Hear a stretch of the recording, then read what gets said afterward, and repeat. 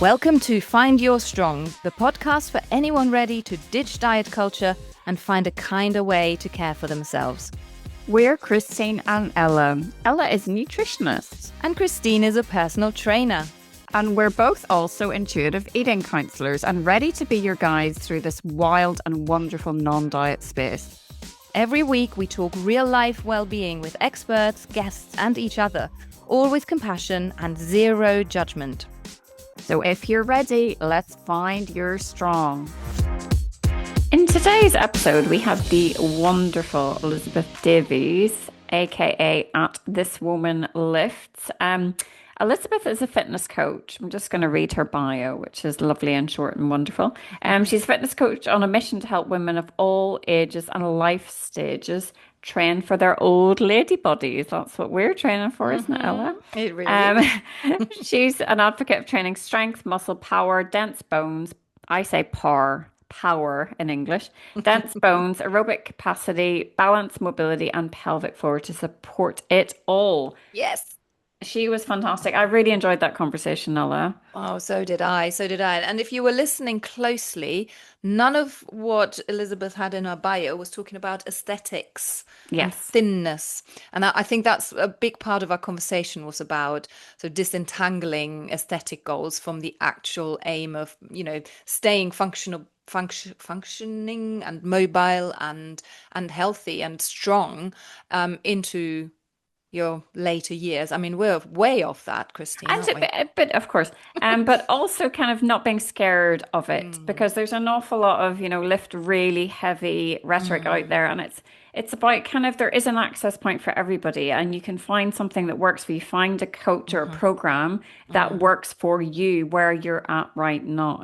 And generally, people are much stronger than they believe themselves to be. So you might be pleasantly surprised. But it is, we talked about sort of access points. What else did we talk about? Joyful movement. We talked about consistency and what that could mean and could look like, role modeling and normalizing lifting heavy shit and resistance training. I mean, it's not normalized in particular for women, I would say. It's quite a normal thing for a young lad to go to the gym and lift some weights, but we want to normalize it for women of all ages as well. That's just a thing that we do. And, please listen to the episode and let us know what you think. We really value your feedback. Yeah, please like and subscribe and share. That's our bread and butter. So we need you to do that to Thank you. Get other people to listen. We appreciate you and enjoy. A very, very, very warm welcome to the lovely Elizabeth Davies, also known as This Woman Lifts. A lot of you, I think I just checked, over 160,000 people follow you on Instagram, so they all know you as This Woman Lifts. But it's so great that you spent some time to come on the podcast today. And we're very excited to talk to you about all things, how we can train for our old lady bodies. I think most of our listeners are probably, for them, it's relevant. I think we don't have that many male listeners. So I think it will... Never know. You never know. But I think this will resonate with so many people. So thank you for coming on. We're going to talk a little bit about, your story as much as you're happy to share with us, but then also about your new book, Training for Your Old Lady Body, and all of the research that you've done for it. It's amazing. I'm almost through and I absolutely love it. And I recommend it to everybody. So yeah, it's fantastic. That means a lot. Thank you so much. Honestly, it means a lot. You kind of spend so long working on something like that and you're very much on your own, kind of chipping away at it. And then it goes out into the world and you kind of think, gosh, like, what do people think? Is anybody reading it? Have they finished it? Did they like it? Did they hate it? So I'm not lying when I say anytime I hear someone say that they enjoyed it, it really just makes me feel so happy. So thank you. No, it deserves the praise because it is what I really love about it is it's so accessibly written. So it's not for someone who is like who people who've never even thought about lifting weights or training in a particular way, they can pick it up and it makes sense. And I love that you don't just say what you think, you actually research it and you Mhm. back it up, and in a way that I can understand if I have no idea about the subject matter. So I really love that about it. So yeah, it's And fab. I think there's so much misinformation out there in Mhm. terms of certainly the demographic that I work with in terms of strength training and I just think we will get into all of that. But shall we start, Mhm. Ella, with just Elizabeth, can you tell us a bit about your story and Mhm. how you came to be a trainer? Because I know it wasn't kind of a direct route in. It was And we'd love to hear. far And from a be as direct route detailed in. as you want. Be as detailed as you Yeah, it was far from a direct route in. I previously was a lawyer and I had had two babies quite close together, sort of under 2 years between them. And I was at a circuits class at my gym in London. And during this circuits class, I was about 18 months postpartum with baby number two, I think. And there was a skipping rope station laid out. And I remember seeing this skipping rope and thinking, I haven't done that in a while. And sure enough, when I tried to conquer this skipping rope during the 45-second work interval or whatever it was, I was so clumsy, uncoordinated, really struggling, and I wet myself in this circuit class. And it was really mortifying. And I know now I'm sort of happy to go on podcasts and open my book talking about this Yeah. incident. But back then, at the age of what, 33, I think I was confused. I was embarrassed. I was ashamed. I had no idea what it meant. And I felt really alone with this issue. I didn't know who to speak to about it. I didn't know, do you go to your GP and raise this? Do you just kind of carry on and accept this is something that happens to you now as a mum of two? And it was that really that kind of planted this seed of if I'm feeling this alone and confused, navigating fitness as a woman in her 30s who's had two children and is now navigating some new challenges, maybe other women are also navigating their own challenges. And it tells me that maybe our fitness industry, our fitness environments are not accessible, inclusive enough if I'm struggling with this alone. And that's what planted the seed, really, to leave my decade-long law career and become a personal trainer. And here I am now. Wow. That is so cool. I mean, I love that it's sort of based on a personal Mhm. experience that you had that highlighted the need for someone who actually understands what's going on. And how did you get into this particular kind of arena where it's more about longevity, it's about training for the future rather than for aesthetic goals? We're being bombarded with how we should look all the time. So that must have been quite an interesting step for you to kind of say, no, actually, no, that's not what I'm interested in. I want to make sure that things function, that I'm Mm. mobile, that other women actually learn how to look after their bodies for the future rather than for, fitting into a dress of whatever size. Yeah. I think that was very much from my lived experience as a woman who grew up in the 80s when we were Hmm. really bombarded with a lot of kind of aesthetic focused messaging. And Hmm. really, fitness was synonymous with looking a particular way. It was, Hmm. I Mhm. think the 90s, it was just accepted that if you're in the gym, it's really to be changing how your body looks or burning Hmm. some calories to earn your next meal. That was kind of the environment that I grew up in. And if I'm honest, I think I carried part of that through with me into my 20s and my 30s. So that incident in the gym where I leaked, I think one of the reasons I was so perplexed by it was because despite having two babies, I had lost, and I'm putting this in speech marks for any of your listeners who are just doing the audio, the baby weight, Hmm. I was back in my pre-pregnancy genes. All of these markers that I had understood that society had held out to me to say, these are the signs that you're on track. I ticked them off, you know. People would say, oh, you don't look like you've had 2 kids. So for me to then experience this incontinence in a gym class when, in my view, I was ticking all the boxes was crushing. And that was a key part of it that I came to realize actually what we look on the outside doesn't give us an indication of how someone is feeling or is performing on the inside. And I took that with me when I went into my new career as a personal trainer.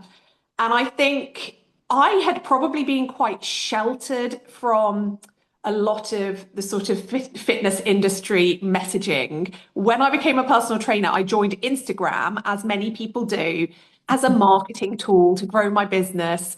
And I remember just the messaging I was seeing, you know, particularly the summer body messaging every year. Oh, I yeah. I was quite kind of shocked by it. And I think that's maybe where my legal background came in, because I just have this sort of inbuilt tendency to scrutinize language and Great. to like question things. So this idea of a summer body was always really interesting to me. Mm. And I guess the kind of message that I'm sharing now to the 160,000 followers or whatever, it's always been quite similar. It's just when I started, I didn't have an audience, and maybe there wasn't so much of an audience for that message. You know, I remember calling out the idea of bum sculpting activewear years ago when I had a tiny account and it probably got like 15 likes. And I remember thinking, gosh, maybe no one else is offended by this kind of messaging. Maybe it's just me on a high horse about it. Now, you know, when I call that stuff out, it gets thousands of likes and so much engagement. Partly a reflection, I think, of I've got more reach. Partly, I think, because women, a lot of women are reaching this point where we're saying, actually, we're just Mhm. fed up of this. Just Mhm. give us a break, cut us some slack. To go Mhm. to the gym, we need to compress our tummies and sculpt our bums before we're even, you know, Through the allowed door. to grace the gym floor with our disgusting pig-like presence. I mean, it's just insidious and like persistent. It's everywhere. Everywhere. And it is this thing, what you were saying, it just resonates quite hard, isn't it? But it is that, you know, oh, you're supposed to look like you've never had children. And now at 50, I'm supposed to look like I'm not actually 50 and I Mhm. don't have any wrinkles or that I'm, you know, or I look good for 50. Or why are we trying to erase the fact that we've had kids? Or, you know, bodies change. And that is part of, it gets me mad. It is. Mhm. It's part of living, isn't it? It's part of living, but Mhm. these are all beauty standards, and beauty standards are forever shifting. And I feel like they just become more and Mhm. more unobtainable. So on Mhm. Monday, I saw a news article about how sculpted arms are the must-have accessory, or Yes. the must-have status symbol for 2026. And just today, which is Wednesday, somebody sent me an article in a different newspaper. Both of these are big mainstream newspapers here in the UK. And this one said, forget power arms, taut abs are the must-have status symbol for women over 40. And you're just thinking, like, it's forever shifting. And we all know, actually, it's the arms and the abs. They want us to have the whole package, All of don't it. they? They Yeah. want us to have this, you know, physique of a 20-year-old fitness model. Mm. Yeah. And it's everywhere. I don't know, because obviously I'm coming to this now in my 40s, but I feel almost like our generation are having a harder time of it, because I feel I thought I'd be free from this by this age. Do you know? I kind Mm. of thought this was something they were hitting us with in our 20s, But by the time we got to our 40s or 50s, like we were just sort of free to go off and live our lives. But Mm. they seem to be extending it further and further. Like you must be 90 and also look really hot. Like, It's come on. ridiculous. But And even yeah. calling it an accessory, I mean, how objectifying is that? It's absolutely disgusting. But I it's don't know if also it was accessory. I may have dropped it in, but it was a must-have status symbol. You But that's the know? same thing. Again, it's an object, isn't it? We're not objects. yeah, Our bodies are Mm, not but it's also objects. not possible for the majority of people to. No. That is not our natural. Do you know what I mean? We have yeah, a set point which we know from our intuitive eating training, but you have a set point, and everybody has a Hmm. width, within a range that their yeah, body is fairly happy at. And, yeah, I, for many years, tried to fit into two sizes below what I actually am comfortable at and yeah, fought with my body to get there. And I was not healthy at any yeah, stage. So it's not actually, we're not meant to all look the yeah, same. Even if it yeah. was possible, it's not, do you know what I mean? Agree. Agree. And the reality is, you can have strong, powerful arms, and they are not perhaps matching the magazine aesthetic of that toned arm, Yeah. where we're seeing leanness and muscle.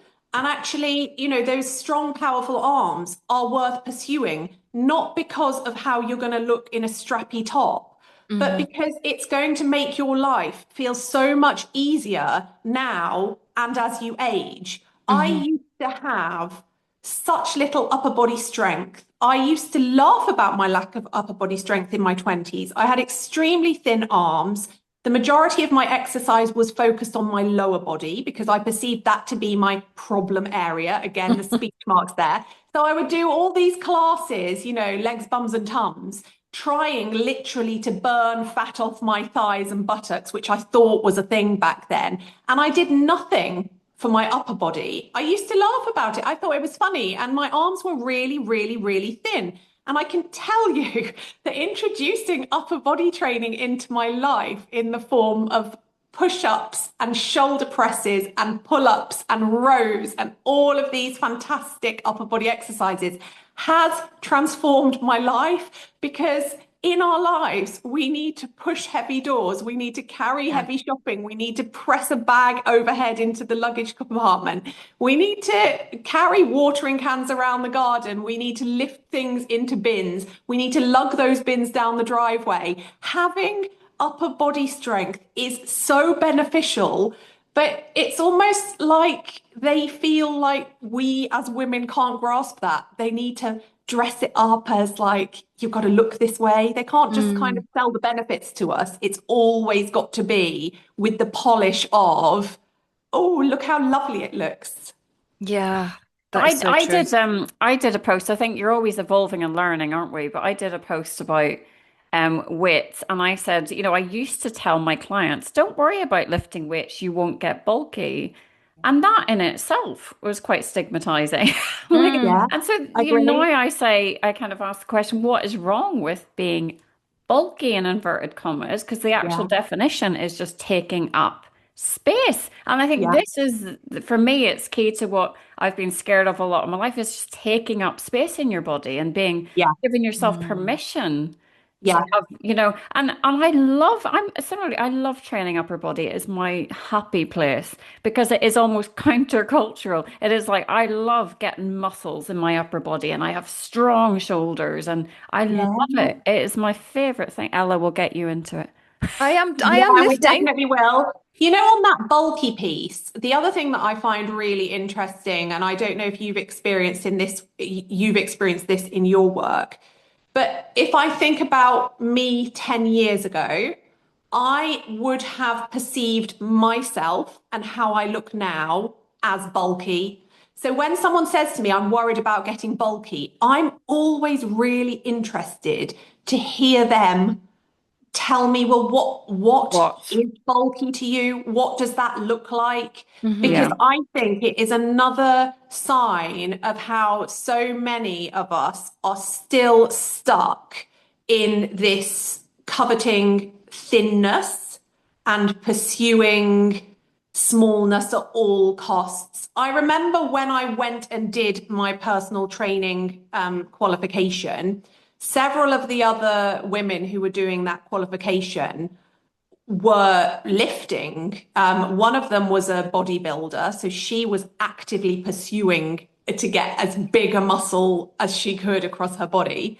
And I remember looking at these women and thinking, oh my gosh, like they are bulky and feeling, and I'm being honest and candid here, I don't want to look like that because it terrified me, the idea of losing my kind of very slim frame.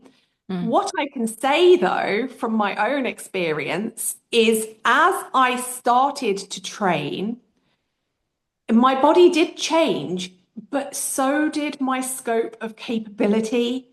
And I didn't fear the change in my body anymore because what it was bringing with it was just so much more ease in the way I could conduct my life, lift my children, lift their things, move around the home, engage in my life.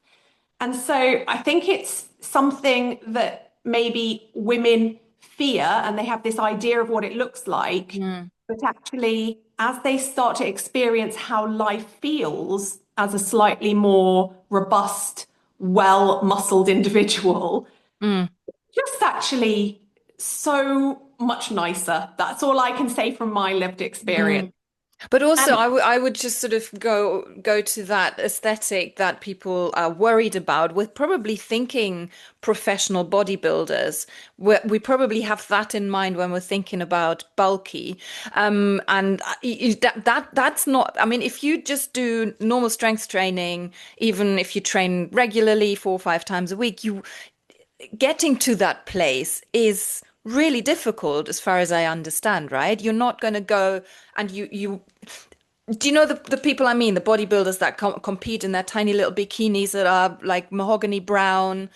That yeah, I that's feel that bodybuilding. that's Yeah, what people have it's in mind. bodybuilding. Yeah, Yeah. that is bodybuilding. And they Yeah. are looking to build as much muscle as possible and And then that's have it not as the visible as possible. And that is exactly. hard. That Yeah. Hard that work. takes a lot of training and Yeah. a very controlled approach. Let's call Mm. it controlled. Some people might Mm-hmm. have another word for it. Yep. Controlled approach to nutrition. I Mm-hmm. think, the rates at which people will respond to resistance training are going to be different, and each individual's perception of what bulky means is going to be different. Different. Yeah. So Yeah. I prefer to kind of steer clear of that and really sort of focus on if your life could feel better and your risk of all cause mortality could, i.e., death from any cause, could be Mm-hmm. lower by developing some muscle on your body. Mm-hmm. Why is that so frightening to you? Because I Mm-hmm. think if a lot of people sit with that and really probe, why is that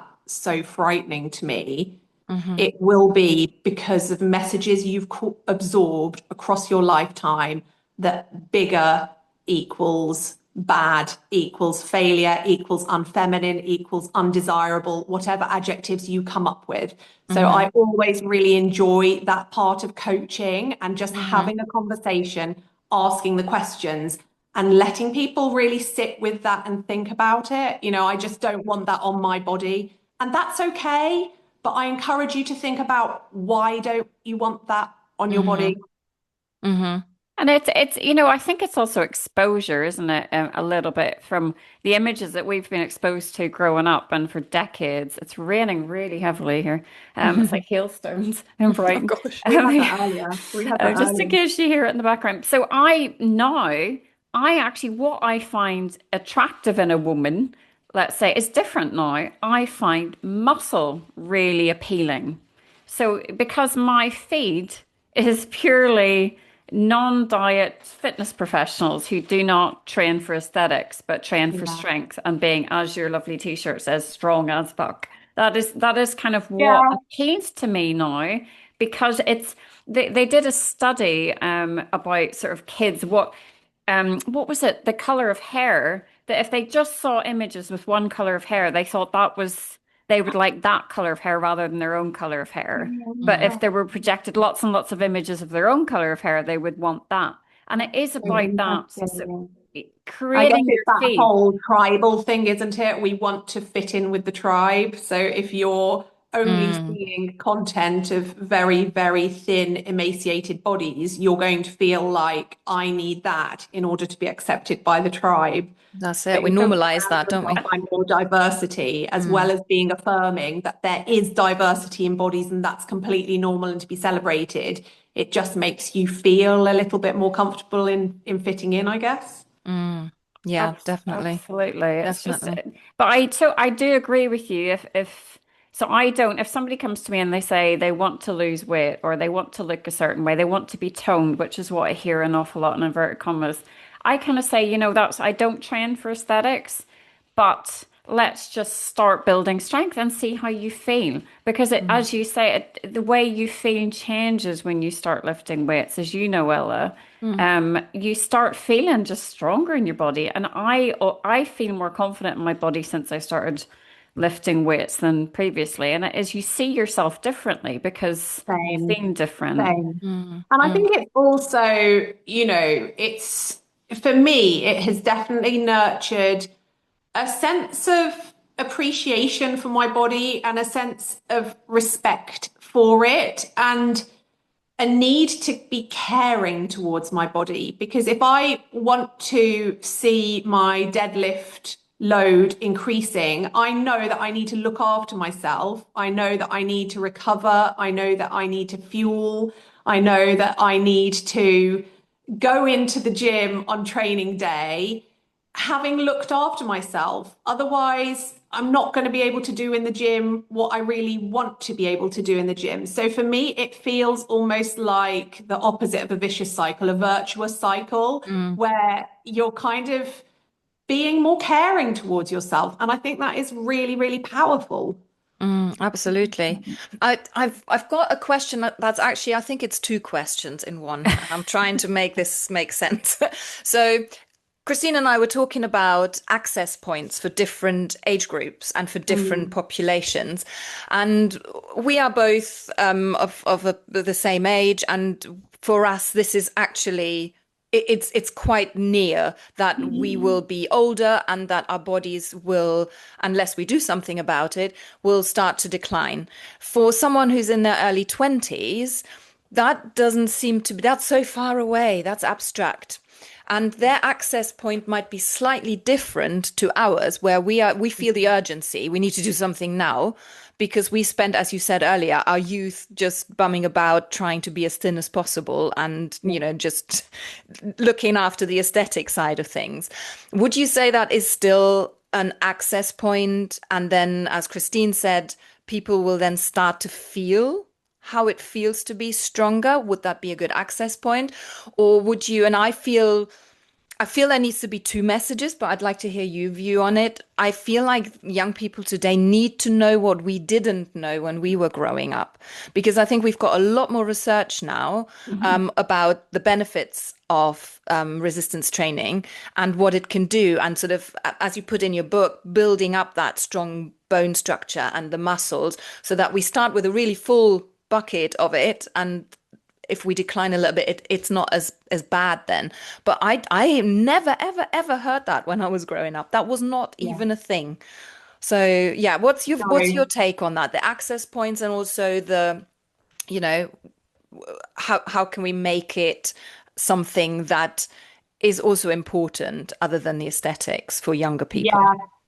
I didn't hear that either. Ah, And so now I have a 13-year-old daughter, and mm, I feel quite fiercely that part of my role as her mother is for her to see me strength training, to see me lifting weights, hmm and for me to mirror that this isn't about trying to shrink myself. This is about me trying to build a strong, resilient, capable body that will serve me well into old age. So, hmm I went and wrote a book. So that's quite a good way of drilling home Yeah, that there's one message way of to doing her it.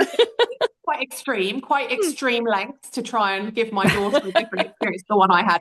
But no, I seriously, did this for you, child. yeah, seriously though, I think this is exactly the time that we need to get the message into girls when they are young women, when they Mhm. are on the cusp of entering adulthood. And I feel that for a few reasons.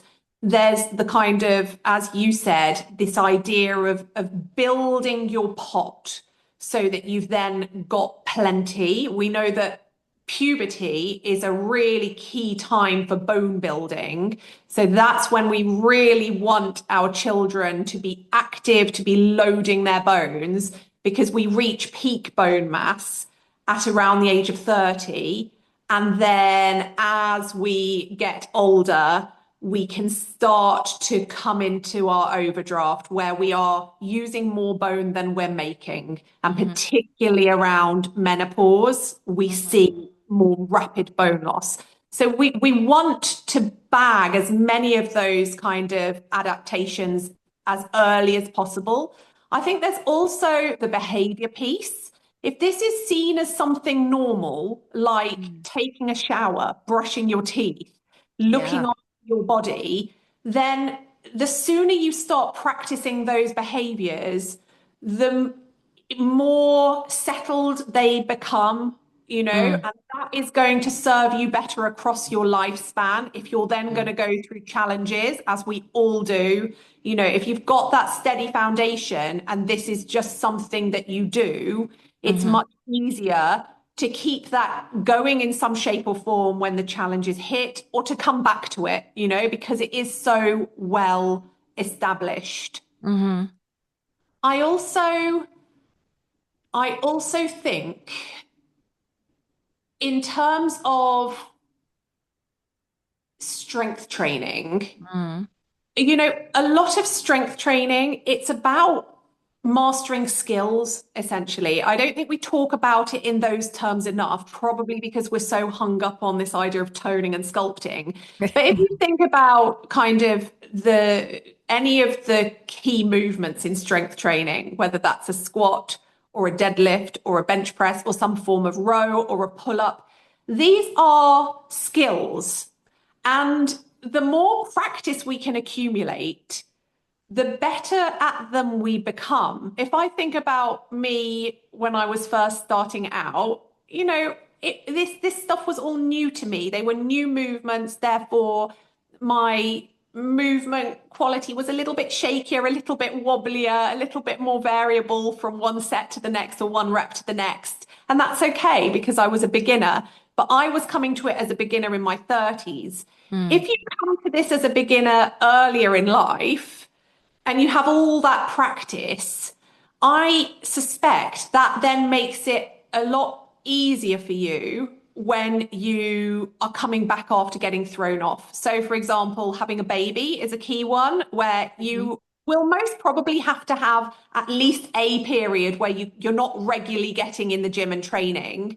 But because it's so well practiced, when you do come back to it, you're not reinventing the wheel. I think where I'm seeing a challenge at the moment is a lot of women spent their 20s and 30s exclusively doing cardio. Yeah. Then menopause symptoms hit and everybody's saying you need to lift weights, you need to lift weights, you need to lift weights. Trying to learn strength movements when you're sleep deprived, existing in brain fog and feeling immense rage, maybe having lack of energy, is going to be much harder.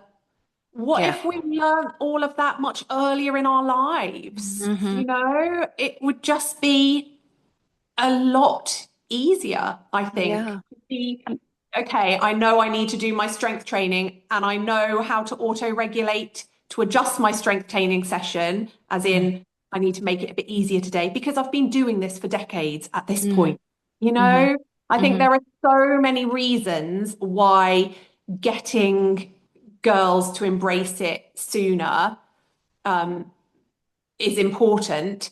Unfortunately, when I was growing up, sports lessons were very much team sports. And if you weren't one of the kind of gifted kids at something like netball or hockey, certainly what I took away from this is physical activity is not for me. I Mm. know at my daughter's school, they do the team sports, but in PE, they have also shown them circuits classes on YouTube. They Hmm. have encouraged other ways of moving your body. And that for me is really refreshing. I don't know if that's reflected across the country, but my Mm. daughter will quite often take herself into my gym and she'll do a circuits class. And she's very, flaky when I ask her to tell me, oh, what did you do? Because Eh, she doesn't like to tell me things. no, of course not. But you know, from the impression I get, she is doing body weight resistance training movements. And Yeah, I and think that is fantastic. It's great. our the options that were offered at our school were women's rugby and cricket and all kinds of things, which, Mm. compared to what when I was at school, we had Mm. hockey. That was it. Hockey or hockey, Oh, and hockey, sometimes yeah. netball, and Yeah. that was it. And Yeah. I have a number of people. I do a boot camp, which I call No Burpee Boot Camp, I love that. twice a week, and it's everybody is. There's so many people that are traumatized by their PE experience at school. Mm. Mm. And I remember Mm. bringing a ball to one session, and a few people had to sit out because they said, I'm sorry, it just brings back these memories from being at Mm. school where they were ridiculed or told they weren't good at sports or they didn't have there's Yeah. so many reasons that women are put off sports at a young age or put off Mm. physical activity. Mm. And it is, I think, exactly as you're saying, if we can change the message as early as possible, that can only be Definitely. good, can't it? Yeah, and Yeah. also I'm Mm. just thinking along those lines is that you see a lot of, and this is very stereotyping, but you see a lot of young lads in gyms lifting weights. I very rarely see young girls, teenage girls doing the same. In my gym, it's a little bit, I mean, the sort of mid-20s, or they look like they're that sort of age. There's more of that now, which is great. But I feel like that gives people who don't like those team sports, who feel PE is traumatizing them, who don't want to play netball or hockey or lacrosse or whatever, lifting weights and strength training might be something that actually gets them into movement because it is Yeah. just so different and it's empowering and it's making them strong metaphorically as well as physically. So I'm wondering whether that is something that's a completely different access point for them to actually get into movement, full stop. Yeah. I think it's very valuable. Actually, my daughter, um, she she said something to me several months ago, like, Mummy, push-ups are so hard. How do you do a push-up? And of course, I wanted to show her, well, this is how we can make it easier. And then she was not interested in having a drawn-out conversation with me, nor was she interested in me doing a personal training session with her. One day she'll kick herself that she had this resource For growing up and free. she didn't use it. But let's Yep. let her discover that in her own time. Anyway, I said to her, it's a skill and your body is trying to figure out what it needs to do and get stronger. So all you need to keep doing is being consistent with it, finding a way that you can do it, practice, practice, practice. Anyway, she didn't say anything further about it. And then she came through to the house from the gym. The gym is in the garage and said to me, Mummy, I can do push-ups now. Oh, wow. I just thought this is incredible because I think experiencing that ability of your body to adapt Mm. is magic, Mm. because it teaches you that with repetition, with persistence, with consistency, you can expand. That is something that when I first experienced it in my 30s, had so many carryovers to other areas of my life. I'm Hmm. so happy that she experienced that at the age of 13. Just because you can't do it now Hmm. doesn't mean you're never Yeah, going to be able to do it. And to Hmm. to feel your body progress and adapt is just amazing. magic. Um, Fab. can I touch on that point of agree with everything you said there, Elizabeth, but consistency is a problematic word for me. Yeah. I have ADHD. I'm not sure if you noticed. Um, Bing, bing, bing. And I sort of struggle to be consistent at the best of times. Now, I move a lot because it regulates me. It's very Yeah. regulating for my crazy brain that just pops everywhere. But for my clients, I work with a number of neurodiverse clients, and Mm, also people in midlife who have got perhaps aging parents, teenage kids, really going mm, through really difficult times, who yeah. are simply not able to be consistent. And I heard you interviewed on another podcast. Was it with, I'm not sure, was it Mother Kind? Yes. Oh, And yes, yeah. you were talking about exactly this. And I just loved what you said because it's exactly what I would say to clients that you've got to meet yourself where you're at. If once a Mm, week is all that you can do at the minute, that is really valuable, and it is about that bank account. And yeah. I have clients that come to me once a week for a small group kettlebell session. That's it. They don't do any Yeah, other strength training, and I've seen the progress. We talked about this last. definitely. Seen the And progress week on research week. supports it. Research supports it. I find it, at once perplexing and also depressing that I genuinely get messages from people saying, if I can only do it once a week, is it worth it? Mm. This is a no-brainer. Of Hmm. course, one times a week is better than zero times a week. Of course, it is better. And we know that you can absolutely build muscle and strength with once a week training. You absolutely can. So I really do, when I say consistency, I think a lot of people kind of assimilate consistency with perfection. And they're Yeah, envisaging exactly. consistency is every day for 45 minutes and never missing a session. That's not how I regard consistency. For me, consistency is recognizing you're going to get thrown off and you come back when you can. Yeah. Part of that is you need to keep your plan realistic.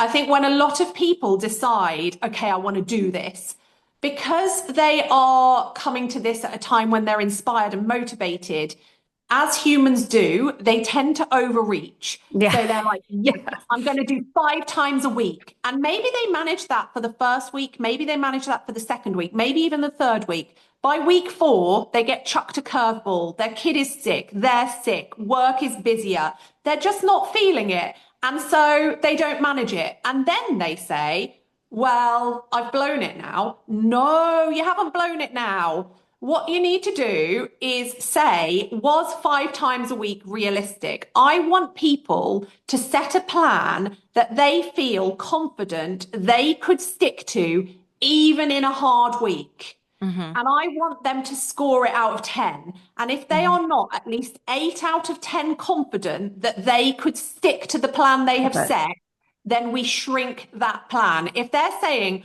I'm going to walk for an hour every day, and I say, how confident are you that you can do that? 3 out of 10. Okay, how can we Yeah. bring that up?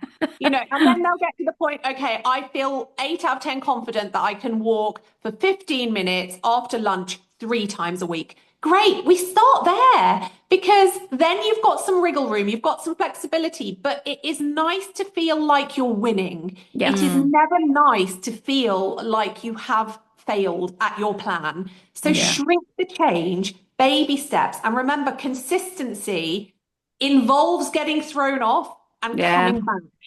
It's never, if you're committing to do this for the rest of your life, then there are going to be weeks or months that look different because life Absolutely. throws us all sorts of complications and challenges. Mm. It can tip into then you're sort of actually the challenges have died down and now you're just digging your heels in. Well, then Mm. you need to give yourself a little nudge and remember why it is that you're doing this Yeah. and just set your plan. Okay, tomorrow after breakfast, I'm going to do 10 minutes.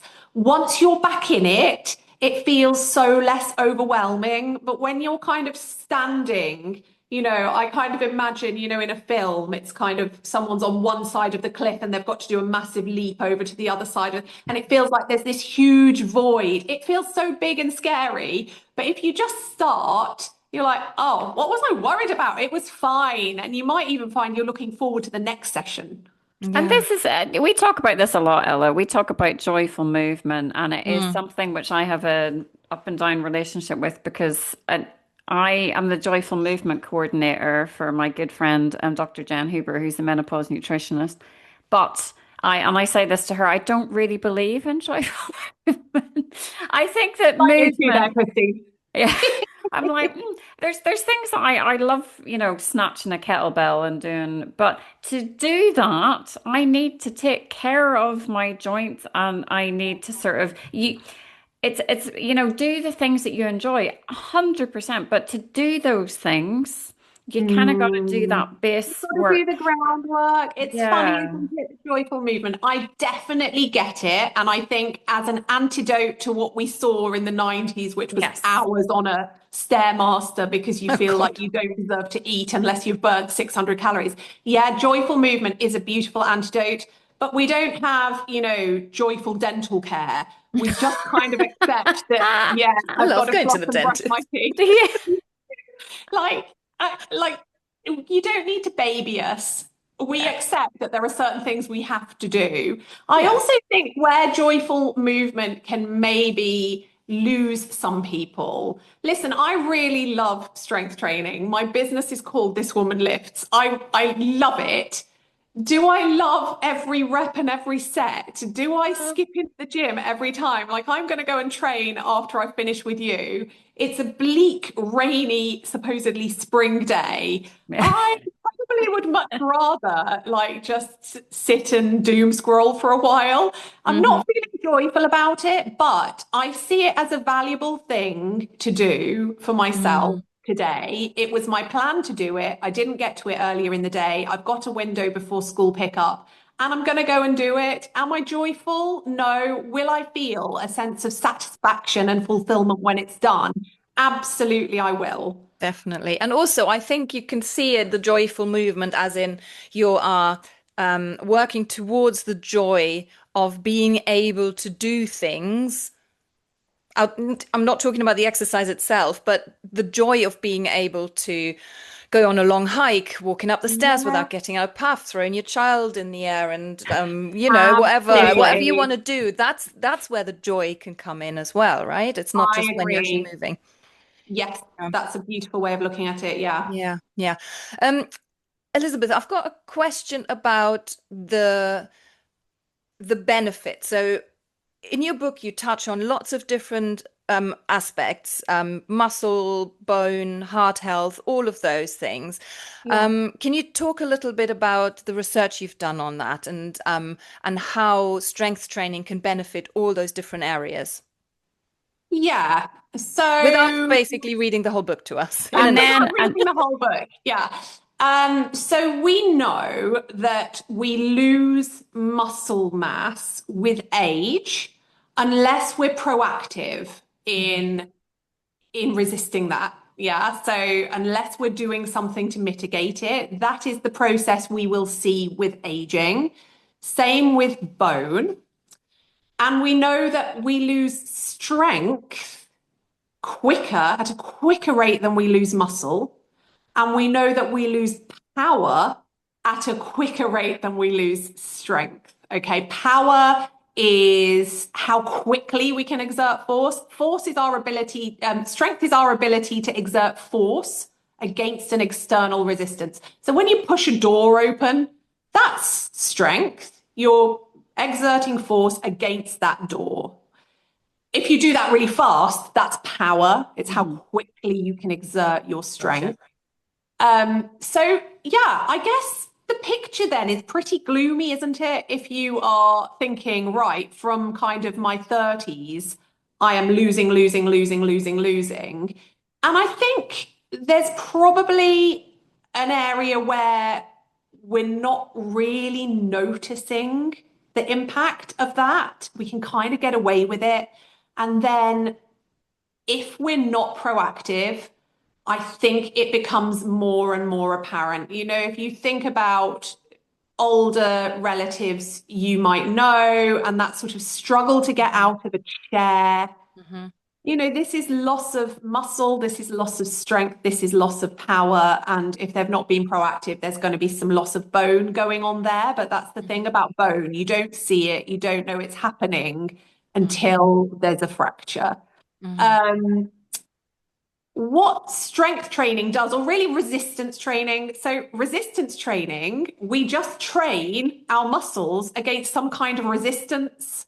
So we practice using those muscles. The idea of resistance training, I guess it's not very natural, is it? Going into a gym and lifting weights or using your body weight. But undoubtedly, it's a really smart, neat, convenient, evidence-based way to ensure that you are moving your body through the main movement patterns. So squat pattern, hinge pattern, push patterns, and pull patterns, and that you are targeting all the main muscle groups.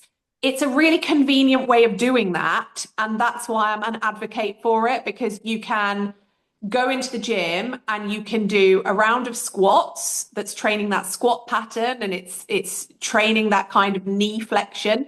You can do a round of a hip dominant exercise, even for a beginner, something like a glute bridge, that is just practicing that movement that otherwise you're not getting in day-to-day life.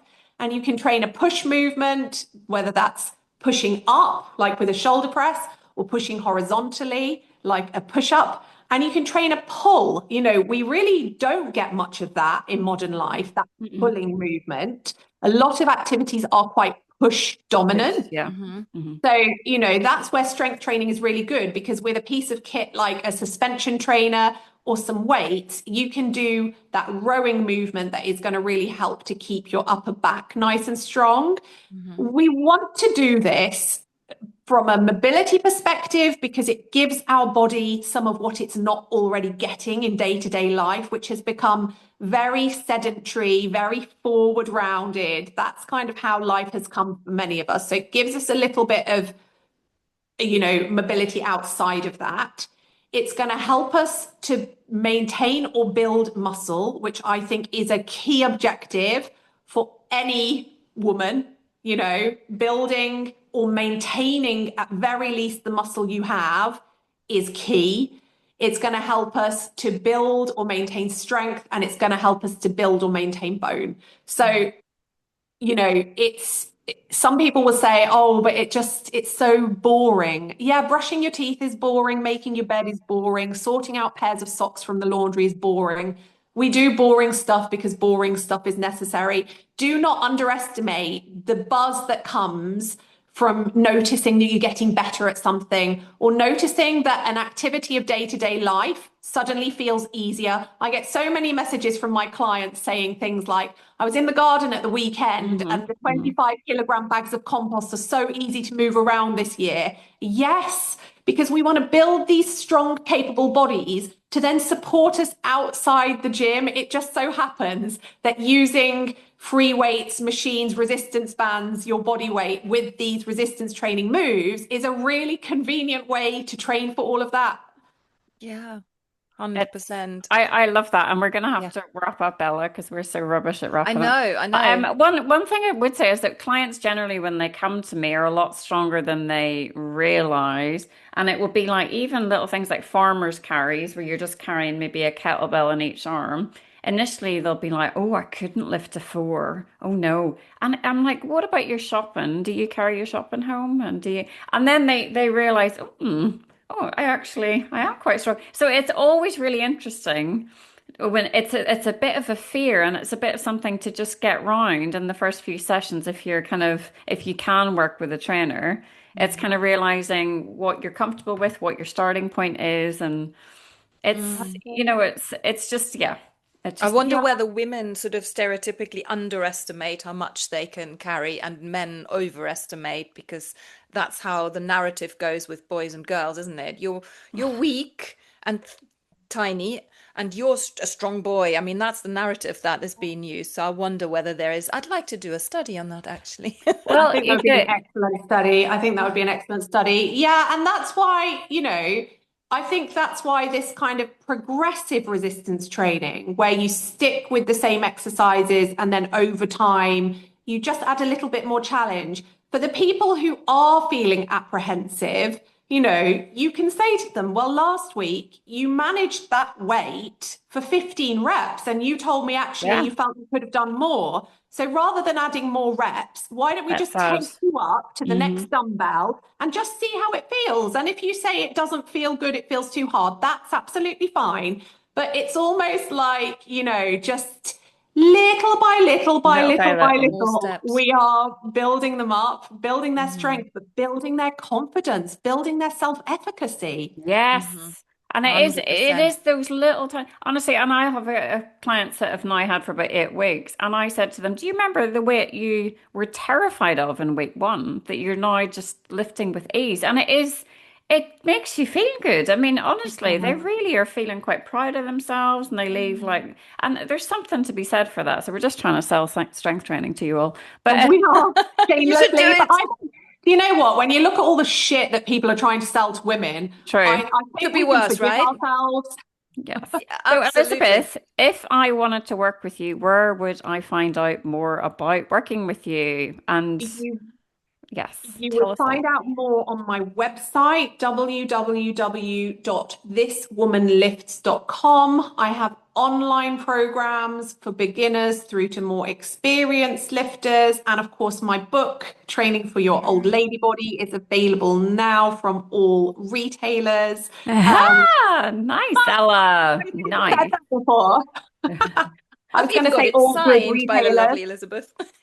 Oh, you did. It was so nice that you came to my It was event. brilliant. It was so good. And I'm very pleased that there were so many people there.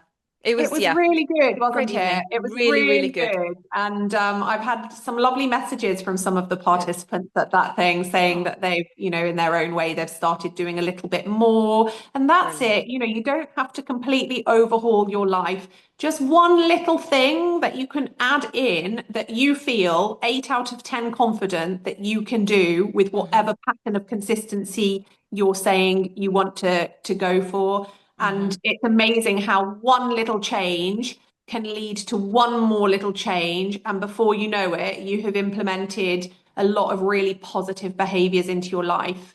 Mm. Yeah, Absolutely love it. And we will put everything in the show notes. And definitely. Elizabeth, it has been a joy. Thank you so much for taking the time today to come and For chat having together. me. I loved it. Good. Glad to have you. Thank And you. we'll be back next week.